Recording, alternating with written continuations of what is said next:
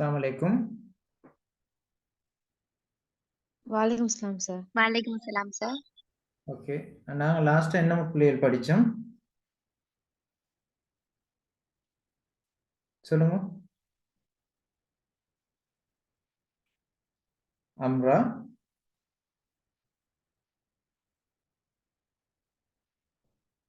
லாஸ்ட்டா என்ன படிச்சோம் சொல்லுங்களே. தாய்ப்பசு படிச்சிட்டீங்க. தாய் பசு படிச்சு கொண்டு இருக்கிறோம். ஓகே.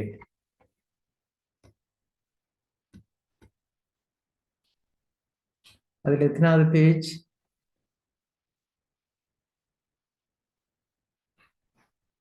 ஹிஃபத், ஹனா,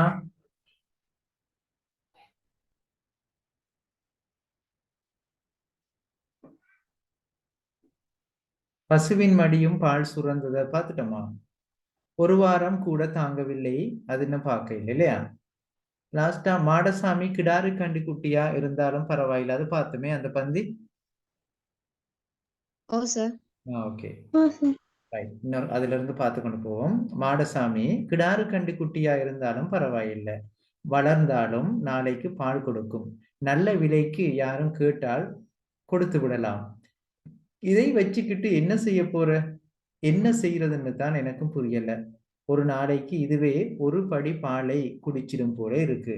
இதுல நாங்க பார்த்தது மாடசாமியோட பண்பும் மற்றைய பால்காரண்ட பண்பும் பார்த்தோம் இல்லையா?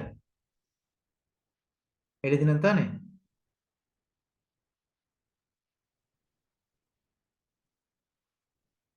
பேசுங்க பிள்ளைகள், எழுதினம் தானே அது ரெண்டும்?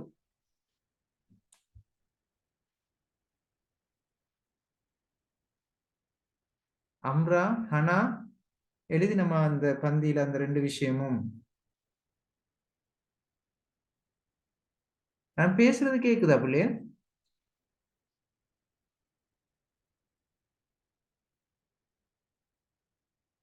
ஹனா, அம்ரா, ஹிஃபத், சஹ்லா, ஆனிஷா, கேக்குதா நான் பேசுறது? கேக்குது. ஆ? கேக்குது சார். அப்ப ரிப்ளை பண்ணுங்களே பிள்ளையர். நாங்க அதுல மாடசாமியோட பண்பையும் மற்றது மற்றொரு பால்காரண்ட பண்பும் எழுதினோம் தானே? எழுதினம் சார். அது சொல்லுங்க பிள்ளையர். ரைட். அடுத்தது பாருங்க. மாடசாமியின் பேச்சை துளி கூட நம்பாத அந்த பால்காரன் கலகலவென்று சிரித்தான். செய், நான் எதை செய்தேனோ அதைத்தான் நீயும் செய்துகிட்டு வர்ற. துணிஞ்சு செய். இன்னும் ஒரு வாரம் அப்படியே செய்தீன்னா தன்னால எல்லாம் சரியா போகும். இந்த மறைமுகமாக என்ன சொல்றார் இவர் இதுல? யாருக்காவது விளங்குதா? மறைமுகமாக என்ன செய்யறார்? செய், நான் எதை செய்தேனோ அதைத்தான் நீயும் செய்து கொண்டு வர்ற. துணிஞ்சு செய். இன்னும் ஒரு வாரம் இப்படியே செய்தீன்னா தன்னாலே எல்லாம் சரியா போகும். அப்படி செய்ததாக இவர் என்ன சொல்றாரு? நாங்க அவர் இதே செய்யணும்னு அனுபவிச்சுக்கிறாரா? என்னண்டா இப்ப அவரு ஒரு பொய்யான அந்த இறந்த கண்டுக்குட்டியை தானே கொண்டு வந்து வாராரு. இப்ப இந்த பால் கறக்குறவங்கட விஷயம் என்னண்டா, இப்ப அந்த கண்டுக்குட்டி இறந்து போனாலும் பரவாயில்ல, கண்டுக்குட்டிக்கு பால் கொடுக்குற இல்ல. அப்ப செய், எதை நான் எதை செய்தேனோ அதைத்தான் நீயும் செய்துக்கிட்டு வர்ற என்பதன் மூலமாக சொல்லப்படுற விஷயம் என்னண்டா, இப்ப பால் குடிக்காமல் கண்டுக்குட்டியை இவங்க என்ன செய்யறாங்க? அப்படியே இழுத்து இழுத்து கட்டுறாங்க. அதனால இன்னும் கொஞ்ச நாளும் இப்படியே செய்தீங்கன்னா எல்லாம் சரியா போகும்னா கண்டுக்குட்டி செத்து போகும். அப்ப உனக்கு பால் மிச்சம். விளங்குதா? ஓகே பிள்ளையே. ஓ சார். ரைட். அப்ப இது யாருடைய பண்பு? இப்படியான ஐடியா கொடுத்தது யாருடைய பண்பு இது? மற்றைய பால்காரன். மற்றொரு பால்காரனுடைய பண்பு. கிளியர் தானே? விஷயம் கிளியர் தானே? ரைட். சொல்லி சிரித்து கொண்டே அவன் போய்விட்டான். மனிதர்களையும் சரி மிருகங்களையும் சரி வயிற்றில் அடித்து பட்டினி போட்டு அணுவணுவாக கொன்றால் அதை தடுப்பதற்கு எந்த சட்டமும் இல்லை என்று அவன் மறைமுகமாக உபதேசம் செய்துவிட்டு கிளம்பி விட்டான். அப்ப அவன் அந்த உபதேசத்தினுடைய பொருள் என்ன?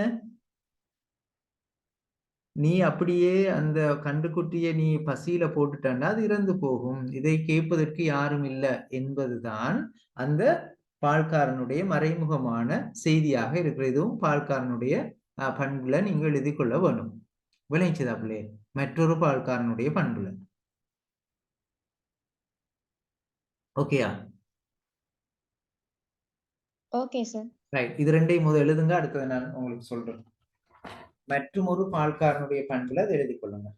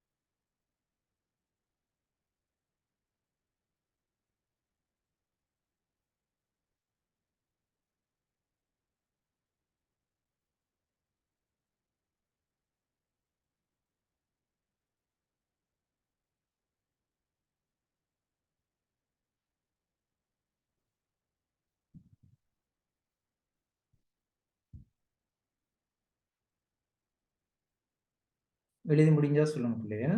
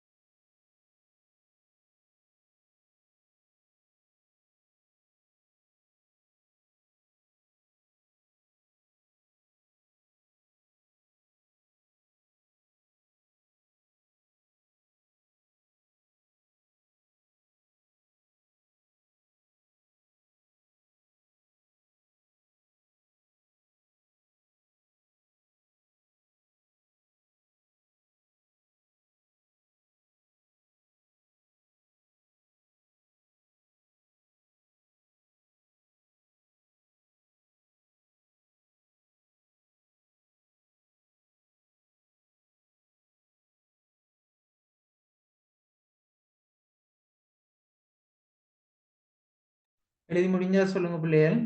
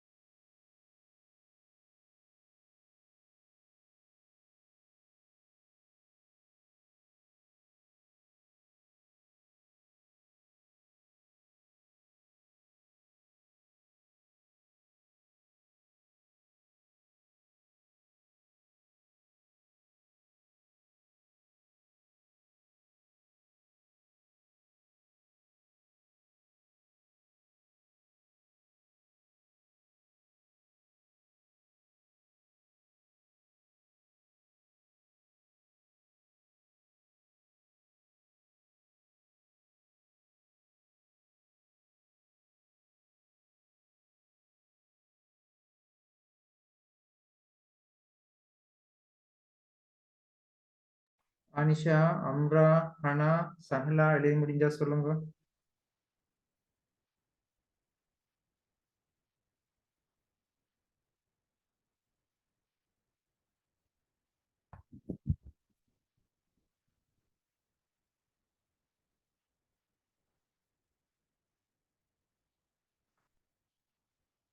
Right, okay. அடுத்தது பாருங்க பிள்ளைகள். ஒரு வாரம் கூட தாங்கவில்லை. ஒரு நாள் காலையில் கன்றுக்குட்டி முகத்தில் ஈக்கள் மொய்த்தன. அப்ப என்ன நடந்திருக்கு கன்றுக்குட்டி? பிள்ளைகள் இறந்து போயிட்டு இறந்து போயிருக்கு, மொய்த்தன. அதை எங்கோ இழுத்து கொண்டு போய்விட்டான் மாடசாமி. சில தினங்களுக்குள்ளாலேயே தாய்ப்பசுவுக்கு முன்னால் ஒரு வைக்கோல் போர் அடைத்த கன்றுக்குட்டியை கொண்டு வந்து நிறுத்தினான் அந்த பால்காரன். சரியா? அப்ப இது என்ன? மாடசாமியினுடைய இரக்கமற்ற தன்மை இதுல எடுத்து காட்டப்படுகிறது. என்ன? பசுவின் மடியும் பால் சுரந்தது. ஓமா, வைக்கோல் போரடைந்த கஞ்சி குட்டின்னு என்ன? ஒரு கன்றுக்குட்டி மாதிரி ஒன்றை வைக்கோலால செஞ்சிருக்கிறாங்க. விளங்குதா? ஏண்டா இப்ப கண்டுக்குட்டியை கண்டா தானே பசுவுக்கு பால் சுரக்கும். அதற்காக வேண்டி கண்டுக்குட்டியை செத்ததுக்கு பிறகு வைக்கோலால செய்யப்பட்ட கண்டுக்குட்டி போல ஒன்று, அல்லது கண்டுக்குட்டியோட தோலுக்குள்ள வைக்கோலை செருகி அது போல ஒன்றை கொண்டு வந்து நிறுத்தி இருக்கிறாங்க. பசுவின் மடியும் பால் சுரந்தது, கண்களில் நீரும் வழிந்தது. அது கதறிய கதறலுக்கு சுவருக்கு அப்பால் நின்ற காளை மாடும் எதிரொலி கொடுத்தது. அப்ப இப்ப இதுல பாத்தீங்கன்னு சொன்னா பசுவினுடைய நிலை எடுத்து காட்டப்பட்டிருக்கேன்னு. பசுவிட மடியில பால் சுரந்துச்சாம், கண்ணீரும் வழிஞ்சிச்சாம். சரியா? அது கதறி கதறி இருந்துச்சாம் அந்த பசு. அதுக்கு சுவருக்கு அப்பால் இருந்த காளை மாடும் என்ன செஞ்சுச்சாம்? எதிரொலி கொடுத்ததாம். அப்ப யார் யாரோட பண்புகள் எல்லாம் இதுல இருக்குன்னு நினைக்கிறீங்க? பசுவோட பண்பு, காளை மாட்டோட பண்பு. இந்த பச்சையில போட்டிருக்கிறது யார பண்பு? மாடசாமியிட. நீளத்துல போட்டிருக்கிறது யார பண்பு? கன்றுக்குட்டியிட பண்பு. ஓகேயா? கன்றுக்குட்டியிட பண்பு அதோட முடியுது. எழுதி கொள்றீங்களா நாளையும்? ஓகேயா? விளைஞ்சுதா? Okay sir. ம்.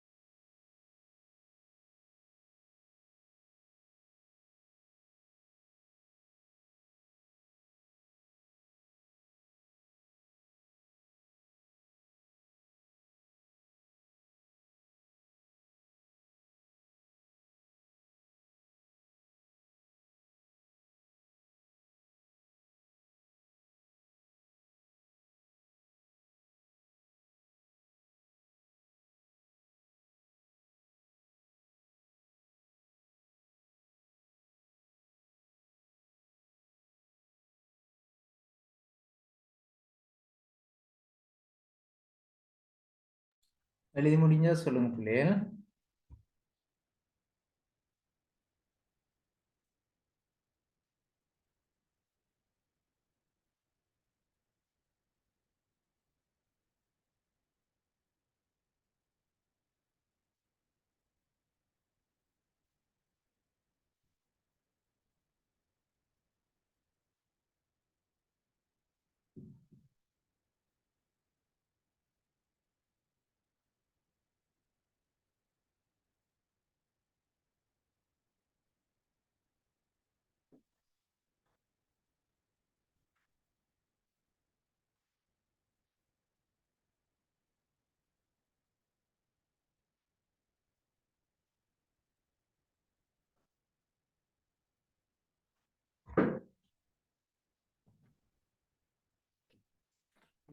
சஹலா ஓகேயா? Okay sir. ரைட். அடுத்தது பாருங்க. தைப்பொங்கல் வந்தது. மனிதர்கள் சாப்பிட்ட மறுநாள் மாட்டுக்காகவும் பொங்கல் வைத்தார்கள். இப்ப அதுக்கு மாட்டு பொங்கல் என்று சொல்லுவாங்க என்ன, 2வது நாள் வைத்தார்கள். அந்த வீட்டு காளைக்கு அதன் சொந்தக்காரன் கொம்பு சீவி விட்டு அலங்காரங்கள் செய்து வைத்து அதை தட்டி கொடுத்து ஊர் சுற்ற அனுப்பி வைத்தான். இது என்ன? காளையினுடைய பண்பு. கிராமத்தில் அது இருந்தபோது மஞ்சு விரட்டில் கலந்து கொண்டது. மஞ்சு விரட்டுன்னா என்னன்னு தெரியுமா? மஞ்சு விரட்டுன்னா என்னன்னு தெரியுமா? இப்ப இந்தியாவுல தெரியுமா உங்களுக்கு, காளையை அடக்குறதுக்கு ஒரு போட்டி ஒன்று நடக்கும், அந்த ஜல்லிக்கட்டுன்னு சொல்லுவாங்க. ஜல்லிக்கட்டு ஆஹ் பட்டியா சார்? ஜல்லிக்கட்டு தான் மஞ்சு விரட்டுன்னு சொல்றது. சரியா? ரைட். மஞ்சு விரட்டில் கலந்து கொண்டு ஊரையே கலக்கிய காளை. பட்டணத்துக்கு வந்த பிறகு அப்படியெல்லாம் ஒன்றும் நடக்கவில்லை. பாரவண்டி இழுப்போடு சரி. அப்ப இதெல்லாம் காளையினுடைய பண்புகள் என்ன. அந்த காளை மாட்டுக்கு மஞ்சு விரட்டு நினைவு வந்து விட்டது. அந்த நினைவோடு சுவருக்கு அப்பால் நின்ற பசுவை எட்டி பார்த்தது. சரியா? இது எல்லாம் என்ன? காளையினுடைய பண்பு. பசு தனக்கு எதிரிலே வைத்த பொங்கலை முதலில் முகர்ந்து பார்த்து கண்ணீர் வடித்தது. பிறகு தன் கொம்புகளால் அந்த பாத்திரத்தையே மோதி கீழே உருட்டி விட்டது. இவ்வாறு ஏன் செஞ்சிச்சு அது? பிள்ளையே, மாடசாமி அந்த அந்த பசுவோட குட்டிய கொண்டதால. அதாவது எப்பவும் ஒரு தாய்க்கு உணவுகள் மற்ற விஷயங்கள் எல்லாம் கிடைச்சா தனது கன்று ஞாபகம் வரும் என்ன. தனது கன்று இறந்து போயிட்டு தானே தனது கன்றை கொண்டு விட்டான் மாடசாமி. ஆகவே அதுக்கு பிறகு அவனுக்கு அந்த பசுவுக்கு பொங்கல் கொடுத்தாது சரி வருமா? இல்லை என்ன. ஆகவே இந்த 2 பகுதியிலையும் இருக்கிற காளையினுடைய பண்பையும் பசுவினுடைய பண்பையும் எழுதுறீங்களா? இப்ப விளங்கிச்சுதா? ஓ சார். ஓகேயா?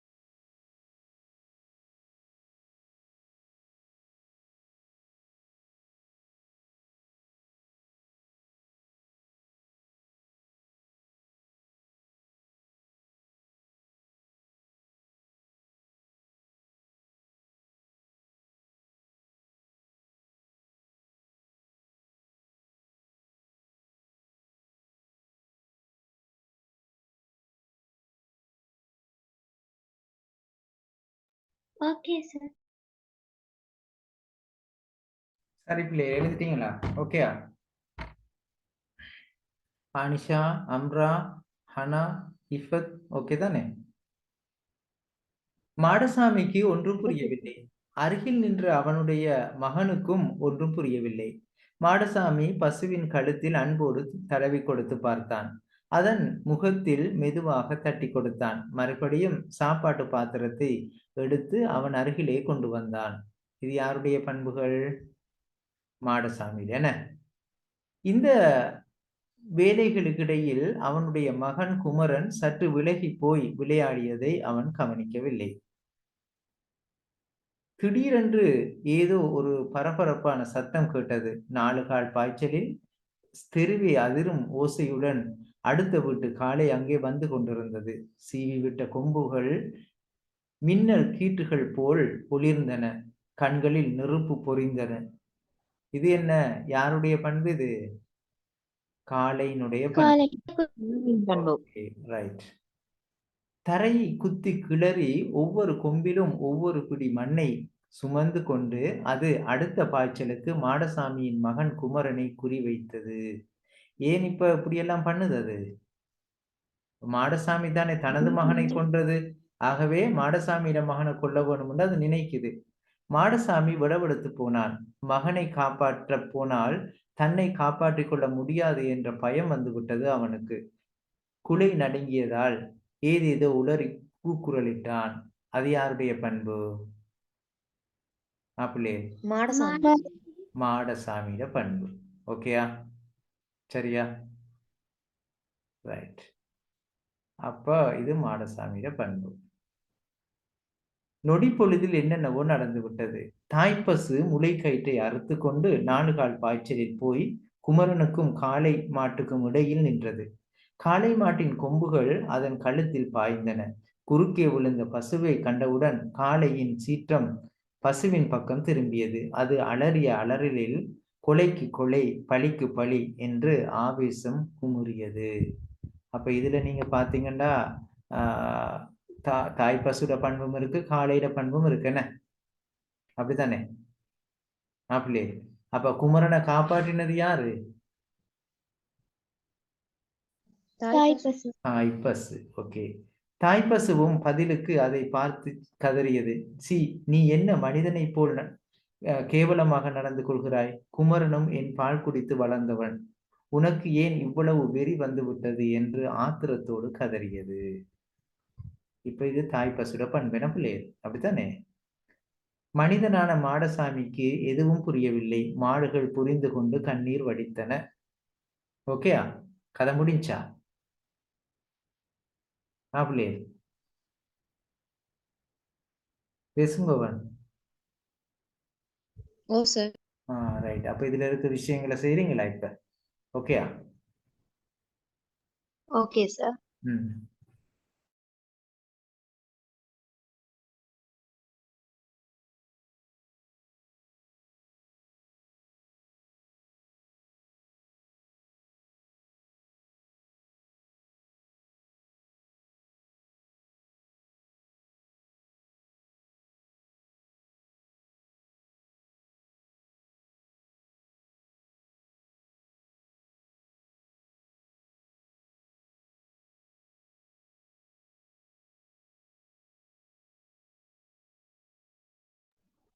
சார், சீற்றம் என்ன?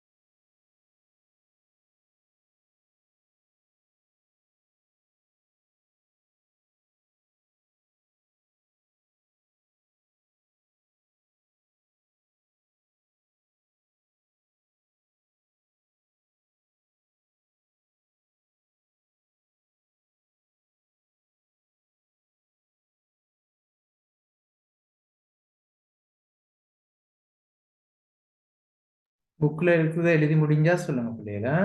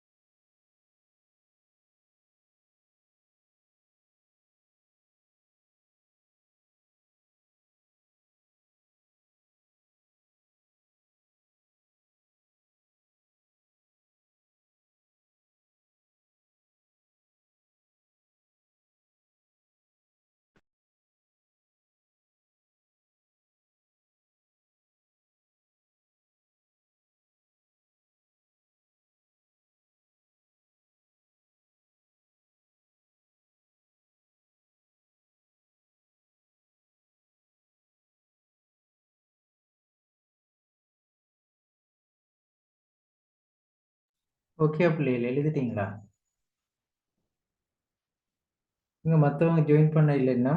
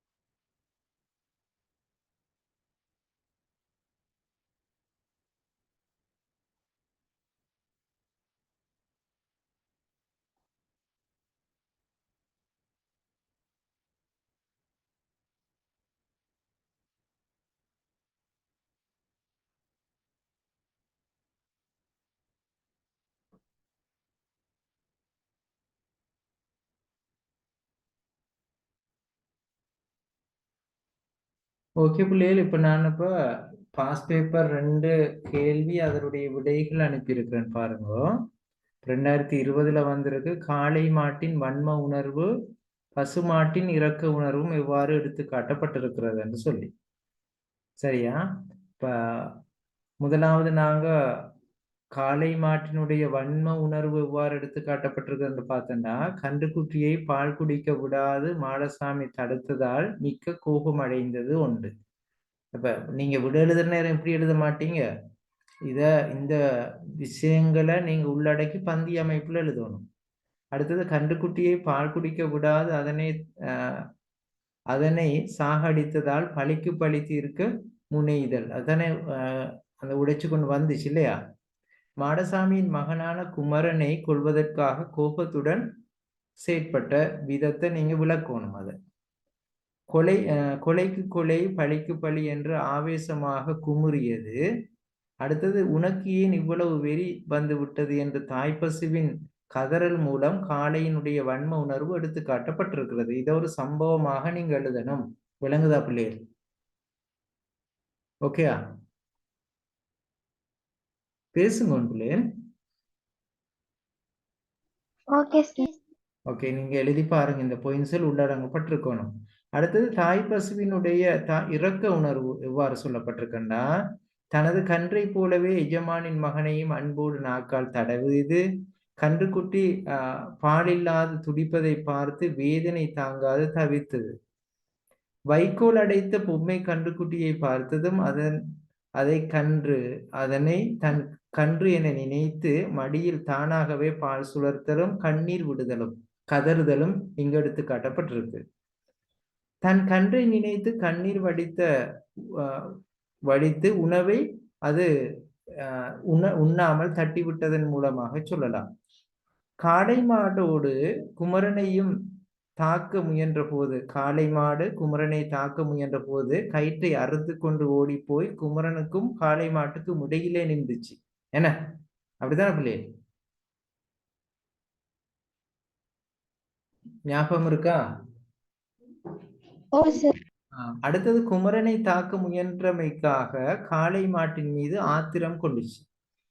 இவ்வளவும் இந்த பாயிண்ட்ஸ் எல்லாம் உள்ளடங்கி உங்களோட விடை இருக்கணும். இது முழுமையான விடை அல்ல, இது உள்ளடக்கப்பட வேண்டிய விஷயங்கள். அடுத்து 2017 பாருங்க, தாய் பசு எனும் கதையில் மனிதனின் சுயநலமும் பசுவின் ஜீவகாருண்யமும். அப்ப மனிதனுடைய சுயநலத்தை நீங்க பாத்தீங்கன்னா பக்கத்து வீட்டு பால்காரன் ஆலையும் அடுத்தது மாடசாமி ஆலையும் நாங்க சொல்லலாம். கன்றுக்குட்டிக்கு கழுத்து சங்கிலி வாய்ப்பூட்டு கூடை என்பவற்றை போட்டு அதை பால் குடிக்க விடாமல் தடுத்தல், பால் சுரக்கும் நேரத்தில் கன்றை பிடித்து கட்டுதல், மாடசாமிக்கும் பால்காரனுக்கும் இடையில் நடந்த உரையாடல் மூலம் சொல்லலாம். கிடாரி கன்றுக்குட்டியாக இருந்தாலும் பரவாயில்லை, வளர்ந்தா நாளைக்கு பால் கொடுக்கும், நல்ல விலைக்கு விட்டு போடலாம் என்று சொன்னது. ஒரு நாளைக்கு இதுவே ஒரு படி பாலை குடிச்சு விடும் என்று சொன்ன விஷயம். மனிதர்களையும் சரி மிருகங்களையும் சரி வயிற்றில் அடித்து பட்டினி போட்டு அணு அணுவாக கொன்றால் அதை தடுப்பதற்கு எந்த சட்டமும் இல்லை என்று சொன்ன விஷயம். கன்றுக்குட்டியை பால் குடிக்க விடாது அதனை சாக விடல், மாடசாமி தன்னை பாதுகாத்துக் கொள்வதற்காக குத்த வந்த காளையிடம் மகனை காப்பாற்றாது பின்வாங்கியமை. இது எல்லாமே மனிதனுடைய சுயநலத்தை எடுத்து காட்டுகிறது. ஓகேயா? சரியா பிள்ளைகள்? அப்ப இந்த 4 கேள்வி நீங்க செஞ்சு எனக்கு அடுத்த கிளாஸ்ல வாசிச்சு காட்டணும். அதுக்குத்தான் இதை அனுப்பி இருக்கிறேன். அடுத்தது பசுவினுடைய ஜீவகாருண்யம் எப்படின்னா, தனது கன்றை போலவே எஜமானின் கன்றையும் அன்போடு நாக்கால் தடவுதல். அடுத்தது கன்றுக்குட்டிக்கு பால் இல்லாது துடிப்பதை பார்த்து வேதனை தாங்காது தவித்தல். வைக்கோல் அடுத்த பொம்மை கன்றுக்குட்டியை பார்த்ததும் பசுவின் மடியில் பால் சுரந்து கண்ணீரும் வடிதல். இது ஏற்கனவே அந்த 2020ஆம் ஆண்டு இருக்கிற கேள்வியுடைய மறு வடிவம் இது. காளை மாட்டோடு குமரனை காப்பாற்றியது, காளை மாட்டை கடிந்து கொள்ளுதல். இதெல்லாம் பசுவினுடைய ஜீவகாருண்யம். அதையேத்தான் 2020ஆம் ஆண்டு எப்படி கேட்டிருக்காங்க, இன்னொரு முறையில கேட்டிருக்காங்க, பசு மாட்டினுடைய இரக்க உணர்வு. 2 ஒன்று தானே பிள்ளைகள்? ரைட். அப்ப இந்த 4 கேள்வியையும் பந்தி அமைப்பில் எழுதலும் உங்களுக்கு நான் உங்களுக்கு இத PDF அனுப்பியிருக்கிறேன் நான். ஓகேயா? Okay sir. ஓகே. அப்ப இன்ஷா அல்லாஹ் அடுத்த கிளாஸ்ல நாங்க பார்ப்போம். அஸ்ஸலாமு அலைக்கும். வலைக்கும்